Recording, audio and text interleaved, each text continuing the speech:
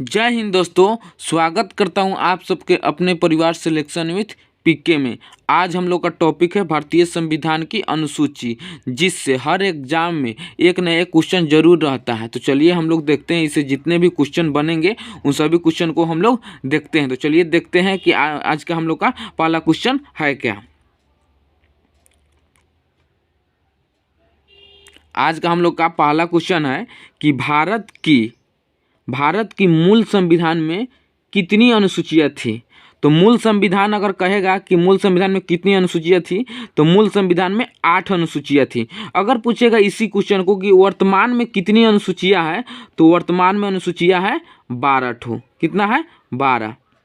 तो इस क्वेश्चन में हम लोगों को पूछा गया है कि मूल संविधान में कितनी अनुसूचियाँ थी, तो 8। तो और किस ऑप्शन में है? तो ऑप्शन नंबर डी में है।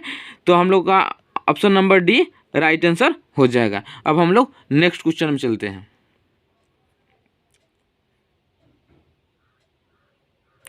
नेक्स्ट क्वेश्चन है कि भारत के संविधान में वर्तमान में कितनी अनुसूचियां हैं। तो अभी हम लोग ऊपर देखे हैं कि भारत के मूल संविधान में बोलेगा तो 8 अनुसूचियां है, और वर्तमान में पूछेगा तो कितनी अनुसूचियां है? वर्तमान में 12 अनुसूची है।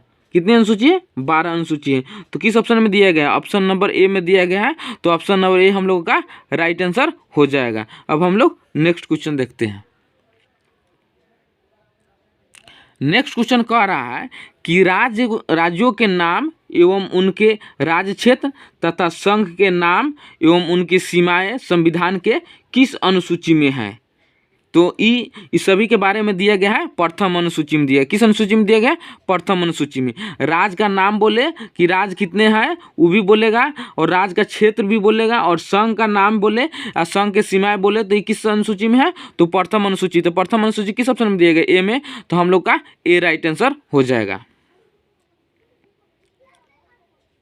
अगला क्वेश्चन है कि संविधान की किस अनुसूची में 28 राज्य और 8 केंद्र शासित प्रदेश के नामों का उल्लेख है। तो अभी हम लोग ऊपर देखे हैं कि नामों के बारे में चर्चा करें तो किस अनुसूची में होता है? प्रथम अनुसूची में। तो किस ऑप्शन में दिया गया? तो ऑप्शन नंबर डी में दिया गया है। तो हम लोग का option number D right answer हो जाएगा। अगर बोलेगा कि 28 राज्य और 8 केंद्र शासित प्रदेश के नामों का किस अनुसूची में है, तो प्रथम अनुसूची में। हम लोग का आंसर यहाँ पे हो जाएगा ऑप्शन नंबर डी। अब हम लोग नेक्स्ट क्वेश्चन देखते हैं। नेक्स्ट क्वेश्चन कह रहा है कि भारतीय राज्य व्यवस्था के विभिन्न पदाधिकारियों के वेतन, भत्ते एवं पेंशन आदि का उल्लेख संविधान के किस अनुसूची में है। और किसी भी पदाधिकारी का वेतन, भत्ता और पेंशन के बारे में चर्चा करें और पूछे किस अनुसूची में है, तो ये दूसरे अनुसूची में होता है। तो ऑप्शन नंबर बी में दिया गया, तो हम लोग का option number B right answer हो जाएगा। अब हम लोग नेक्स्ट क्वेश्चन देखते हैं। नेक्स्ट क्वेश्चन कह रहा है कि विभिन्न पदाधिकारियों के द्वारा ली जाने वाली शपथ के बारे में चर्चा करें। शपथ एवं प्रतिज्ञान संविधान के किस अनुसूची में है। अगर बोलेगा विभिन्न पदाधिकारियों के द्वारा ली जाने वाली शपथ और प्रतिज्ञान के बारे में चर्चा करेगी और किस अनुसूची में पूछे, तो तीसरी अनुसूची में होते हैं। किस अनुसूची में होते हैं? तीसरी अनुसूची में। ऑप्शन नंबर किस में दिया गया है? Option number C. तो हम लोगों का option number C right answer हो जाएगा। अब हम लोग नेक्स्ट क्वेश्चन के तरफ देखते हैं। नेक्स्ट क्वेश्चन है कि इनमें से किनकी शपथ तीसरी अनुसूची में नहीं है। इनमें से किनकी शपथ का उल्लेख तीसरी अनुसूची में नहीं दिया गया है। तो तीसरी अनुसूची में तो शपथ का चर्चा है, इतना तो मालूम चल गया। अब उसमें किन किन को शपथ ग्रहण का उल्लेख नहीं है तीसरी अनुसूची में, उसको हम लोग देखते हैं। तो राष्ट्रपति का भी नहीं है, उसके थ्रू इनका आर्टिकल एक अलग है शपथ का। उपराष्ट्रपति को भी अलगे से एक आर्टिकल है जिसके थ्रू वो शपथ ग्रहण करते हैं। राज्यपाल के भी एक अलग से आर्टिकल है शपथ के लिए। तो ये तीनों नहीं है जिनका शपथ ग्रहण की चर्चा तीसरी अनुसूची में नहीं दिया गया। तो ऑप्शन नंबर हम लोग का राइट आंसर हो जाएगा डी। अब पूछेगा कि राष्ट्रपति का किस अनुच्छेद के तहत शपथ ग्रहण होता है, तो आर्टिकल 60 के थ्रू। आर्टिकल का हिंदी होता है अनुच्छेद। तो अनुच्छेद 60 में है राष्ट्रपति का शपथ ग्रहण। अब पूछेगा उपराष्ट्रपति के किस आर्टिकल यानी किस अनुच्छेद के तहत शपथ ग्रहण है, तो आर्टिकल 69 के थ्रू। किस के थ्रू? आर्टिकल 69 के थ्रू। और पूछेगा कि राज्यपाल का किस आर्टिकल यानी किस अनुच्छेद के थ्रू शपथ ग्रहण है, तो इनका आर्टिकल है आर्टिकल 159 के थ्रू। कितना? आर्टिकल 59। इनको भी आप लोग याद रखिएगा। अब हम लोग नेक्स्ट क्वेश्चन देखते हैं। नेक्स्ट क्वेश्चन कह रहा है विभिन्न राज्यों एवं संघीय क्षेत्रों के राज्यसभा में सीटों का आवंटन संविधान के किस अनुसूची में है। अगर बोलेगा कि राज्य और यूटी का राज्यसभा में सीटों का आवंटन किस संविधान के अनुसूची में है, तो यह है चौथी अनुसूची में। किस अनुसूची में है? चौथी अनुसूची में। और किस ऑप्शन में दिया गया हम लोग का? ऑप्शन नंबर डी में दिया गया है। तो ऑप्शन नंबर हम लोग का डी राइट आंसर हो जाएगा। अब हम लोग नेक्स्ट क्वेश्चन देखते हैं। नेक्स्ट क्वेश्चन कह रहा है अनुसूचित क्षेत्रों और अनुसूचित जनजाति के प्रशासन एवं नियंत्रण के बारे में उल्लेख संविधान के किस अनुसूची में दिया गया है। अगर बोलेगा अनुसूचित क्षेत्रों और अनुसूचित जनजाति के प्रशासन और नियंत्रण के बारे में चर्चा करें और किस अनुसूची के बारे में पूछे, तो इनका अनुसूची है 5। तो ऑप्शन नंबर हम लोग का ए राइट आंसर हो जाएगा। अब हम लोग नेक्स्ट क्वेश्चन देखते हैं। क्वेश्चन है नेक्स्ट क्वेश्चन कि असम, मेघालय, त्रिपुरा एवं मिजोरम राज्यों के जनजाति क्षेत्रों के प्रशासन के बारे में उल्लेख संविधान के किस अनुसूची में दिया गया है। अगर पूछेगा कि असम, मेघालय, मिजोरम, त्रिपुरा के जनजाति क्षेत्रों के प्रशासन के बारे में किस अनुसूची में उल्लेख है, तो उनका अनुसूची है छठी अनुसूची है। ऑप्शन नंबर किस में दिया गया है? ऑप्शन नंबर बी में दिया गया। तो ऑप्शन नंबर बी हम लोग का राइट आंसर हो जाएगा। अगर इसी तरह इस क्वेश्चन को घुमा कर पूछ दे कि छठी अनुसूची में कितने राज्यों के प्रशासन के बारे में चर्चा किया है, तो वह है 4 राज्यों का। कितने राज्यों का? 4 राज्यों का। और 4 राज्यों कौन है? इनका ट्रिक होता है एटीएम। एटीएम हम लोग लिखते हैं, एटीएम लिखते हैं। इसमें हम एटीएम में डबल एम कर देंगे। कितने एम कर देंगे? डबल एम कर देंगे। ए से हो जाएगा असम, टी से त्रिपुरा हो जाएगा, एम से मेघालय हो जाएगा और एम से मिजोरम हो जाएगा। तो छठी अनुसूची में कितने राज्यों की चर्चा है? 4 राज्यों की चर्चा है प्रशासन के बारे में। और कौन कौन राज्य है? असम, त्रिपुरा, मेघालय, मिजोरम। अब हम लोग नेक्स्ट क्वेश्चन की तरफ बढ़ते हैं। नेक्स्ट क्वेश्चन है कि केंद्र एवं राज्यों के बीच शक्तियों का बंटवारा किस शक्तियों का बंटवारा का उल्लेख कहाँ दिया गया है। केंद्र एवं राज्यों के बीच शक्तियों का बंटवारा संविधान की किस अनुसूची में दिया गया है, तो इनका अनुसूची है 7वीं। ऑप्शन नंबर बी हम लोग का राइट आंसर हो जाएगा कि 7वीं अनुसूची में केंद्र और राज्यों के बीच शक्तियों का बंटवारा है होता है, बंटवारा के बारे में दिया गया। तो ऑप्शन नंबर बी हम लोग का क्या हो जाएगा? राइट आंसर हो जाएगा। अब हम लोग नेक्स्ट क्वेश्चन की तरफ बढ़ते हैं। नेक्स्ट क्वेश्चन कह रहा है कि संघ सूची, राज्य सूची और समवर्ती सूची के बारे में संविधान के किस अनुसूची में दिया गया है, तो ये भी दिया गया है 7वीं अनुसूची में। तो ऑप्शन नंबर ए में हम लोग का राइट आंसर हो जाएगा। अगर पूछेगा संघ सूची, राज्य सूची, समवर्ती सूची के बारे में किस अनुसूची में, तो 7वीं अनुसूची में।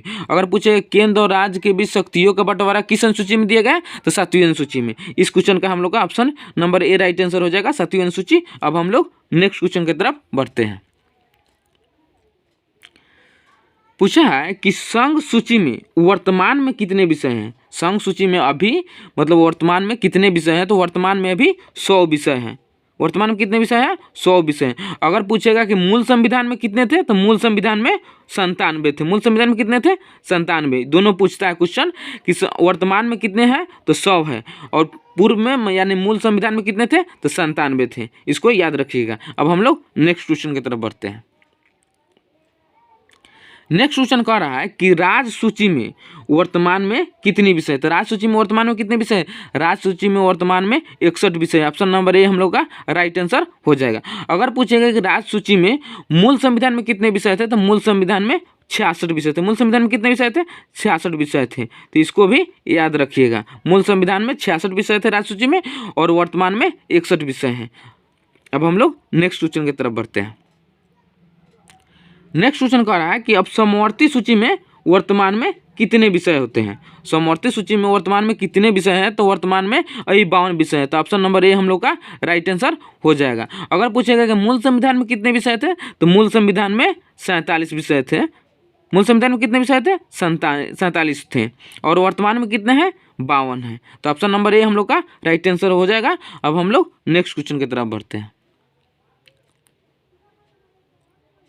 पूछा है कि वर्तमान 8वीं अनुसूची, वर्तमान में क्या, वर्तमान में 8वीं अनुसूची में कितनी भाषाओं का उल्लेख है, यानी वर्तमान बोला है। तो वर्तमान में 8वीं अनुसूची में 22 भाषा है। वर्तमान में कितने भाषा है 8वीं अनुसूची में? 22 भाषा में। और इस तरह भी पूछ सकता है कि 8वीं अनुसूची किससे संबंधित है? तो 8वीं अनुसूची भाषा से संबंधित है। 8वीं अनुसूची किससे संबंधित है? भाषा से। और पूछेगा वर्तमान में 8वीं अनुसूची में कितनी भाषा है? तो 22 भाषा है। तो ऑप्शन नंबर ए हम लोग का राइट आंसर हो जाएगा। अब हम लोग नेक्स्ट क्वेश्चन की तरफ बढ़ते हैं। नेक्स्ट क्वेश्चन है कि मूल संविधान, यहाँ पूछा क्या, मूल संविधान में 8वीं अनुसूची में कितनी भाषाएं थे, भाषाओं का उल्लेख था। ठीक है, 8वीं अनुसूची में मूल संविधान में 8वीं अनुसूची में कितनी भाषाओं का उल्लेख था? तो 14 भाषाओं का उल्लेख था। ऑप्शन नंबर ए हम लोग का राइट आंसर हो जाएगा। मूल संविधान पूछा गया था 8वीं अनुसूची में कितने भाषाएं थे? 14। वर्तमान में पूछा गया था कितना? 22। तो इसको याद रखिएगा। अब हम लोग नेक्स्ट क्वेश्चन की तरफ बढ़ते हैं। नेक्स्ट क्वेश्चन है कि किस संविधान संशोधन द्वारा सिंधी भाषा को 8वीं अनुसूची में जोड़ा गया? तो वो जोड़ा गया था 21वीं संविधान संशोधन 1967 के द्वारा। तो ऑप्शन नंबर ए में दिया गया। तो ऑप्शन नंबर ए हम लोग का राइट आंसर हो जाएगा कि 21वीं संविधान संशोधन द्वारा 8वीं अनुसूची में सिंधी भाषा को जोड़ा गया था। तो ऑप्शन नंबर ए हम लोग का राइट आंसर हो जाएगा। अब बोलेगा कि 71वां संविधान संशोधन 1992 के द्वारा 3 गो भाषा जोड़ा गया था 8वीं अनुसूची में। तो कौन कौन जोड़ा गया था? इसका ट्रिक होता है नमक। क्या होता है? नमक। तो न से नेपाली हो जाएगा, न से क्या हो जाएगा? नेपाली। म से हो जाएगा मणिपुरी। क्या हो जाएगा? मणिपुरी। और क से हो जाएगा कोकनी। क्या हो जाएगा? क से कोकनी हो जाएगा। बोलेगा कि 71वां संविधान संशोधन 1992 के द्वारा कितनी भाषा जोड़ा गया? तो 3 गो भाषा जोड़ा गया, नेपाली, मणिपुरी, कोकनी। इसका ट्रिक है नमक। अब बोलेगा कि 92वां संविधान संशोधन 2003 के द्वारा कितनी भाषा जोड़ा गया था? तो 4 भाषा जोड़ा गया था। कितने? 4 गो भाषा जोड़ा गया था। कौन कौन? बोडो। कौन कौन जोड़ा गया था? बोडो, डोगरी, मैथिली और संथाली। और कौन जोड़ा गया था? संथाली। बोडो, डोगरी, मैथिली, संथाली। 92वां संविधान संशोधन 2003 के द्वारा 4 भाषा जोड़ा गया था, बोडो, डोगरी, मैथिली, संथाली। 71वां संविधान संशोधन 1992 के द्वारा 3 भाषा जोड़ा गया था, नेपाली, मणिपुरी, कोकनी। और 21वां संविधान संशोधन 1967 के द्वारा सिंधी भाषा को जोड़ा गया था। इस तरह भी क्वेश्चन पूछ सकता है कि बिहार की कौन सी भाषा है जो 8वीं अनुसूची में है? तो वह है मैथिली भाषा है। इस तरह भी क्वेश्चन पूछ सकता है कि 8वीं अनुसूची में किस भाषा की चर्चा नहीं है? तो वह इंग्लिश का चर्चा नहीं है। अब हम लोग नेक्स्ट क्वेश्चन की तरफ बढ़ते हैं। नेक्स्ट क्वेश्चन है कि 9वीं अनुसूची किस संविधान संशोधन के द्वारा जोड़ा गया था? 9वीं अनुसूची प्रथम संविधान संशोधन के द्वारा 1951 में जोड़ा गया था। तो ऑप्शन नंबर ए में दिया गया। तो ऑप्शन नंबर ए हम लोग का राइट आंसर हो जाएगा कि 9वीं अनुसूची प्रथम संविधान संशोधन 1951 के द्वारा जोड़ा गया था, जो भूमि सुधार से संबंधित है। अब हम लोग नेक्स्ट क्वेश्चन की तरफ बढ़ते हैं। नेक्स्ट क्वेश्चन है कि 10वीं अनुसूची किस संविधान संशोधन के द्वारा जोड़ा गया था? 10वीं अनुसूची 52वां संविधान संशोधन के द्वारा जोड़ा गया था, जो ऑप्शन नंबर ए में दिया गया है। तो ऑप्शन नंबर ए हम लोग का राइट आंसर हो जाएगा कि 10वीं अनुसूची 52वां संविधान संशोधन 1985 के द्वारा जोड़ा गया था। ऑप्शन नंबर ए हम लोग का राइट आंसर हो जाएगा। अगला क्वेश्चन है कि 10वीं अनुसूची किससे संबंधित है? तो 10वीं अनुसूची दल बदल से संबंधित है। तो ऑप्शन नंबर सी हम लोग का राइट आंसर हो जाएगा कि 10वीं अनुसूची दल बदल से संबंधित है। 52वां संविधान संशोधन 1985 के द्वारा जोड़ा गया, जो दल बदल से संबंधित है। ऑप्शन नंबर सी हम लोग का राइट आंसर हो जाएगा। अब हम लोग नेक्स्ट क्वेश्चन की तरफ बढ़ते हैं। नेक्स्ट क्वेश्चन है कि 11वीं अनुसूची किस संविधान संशोधन के द्वारा जोड़ा गया? 11वीं अनुसूची किस संविधान संशोधन के द्वारा जोड़ा गया? तो वो जोड़ा गया 73वां संविधान संशोधन 1993 के द्वारा। तो ऑप्शन नंबर बी हम लोग का राइट आंसर हो जाएगा क्योंकि 11वीं अनुसूची 73वां संविधान संशोधन 1993 के द्वारा जोड़ा गया, जो ऑप्शन नंबर बी में दिया गया है। तो ऑप्शन नंबर बी हम लोग का राइट आंसर हो जाएगा। अब हम लोग नेक्स्ट क्वेश्चन की तरफ बढ़ते हैं। नेक्स्ट क्वेश्चन कह रहा है कि 11वीं अनुसूची किससे संबंधित है। 11वीं अनुसूची संबंधित है, किससे संबंधित है, तो वो पंचायत से संबंधित है। किससे संबंधित है, पंचायत से संबंधित है। ऑप्शन नंबर ए में दिया गया, तो ऑप्शन नंबर ए हम लोग का राइट आंसर हो जाएगा। अब हम लोग का अगला क्वेश्चन देखते हैं।